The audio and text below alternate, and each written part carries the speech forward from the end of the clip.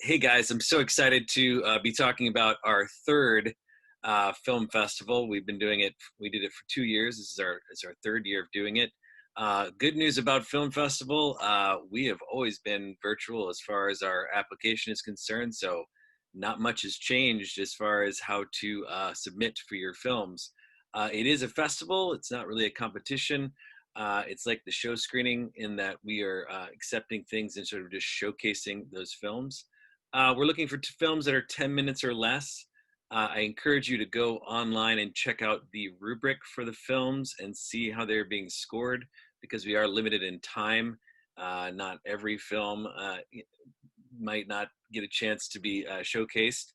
So just have a look at that because we do have them adjudicated and, that adjudication does determine which ones we show at the festival. The real easy way to submit is just to create a YouTube link for your film and then submit that with your application. We usually do a talkback, and we will still be doing a talkback for film. We're just going to pre-record that talkback, so we will need at least one person that was involved in the film to be involved in that talkback session. And that person obviously needs to be attending a conference to be a part of that. And finally, the film festival is open to junior thespians as well this year, which is super exciting. I already had one person that asked about that, so we'll have at least one middle school film, I think, which is really cool. That's my whole thing. The student that is that has to be registered, that has to be a registered thespians or just a registered student? No, we just want to make sure that I mean, again, everybody can tell me whether or not this is the case, but I think because of the fact that we are having, non-thespians and thespians and so forth, I think we just need to make sure that they're in the conference. I think that's the thing that we're doing here. So just one person, though. There's a lot of people that make the film. Doesn't have to be an actor. It can be anybody who was involved in the filmmaking process. Okay. We have a question.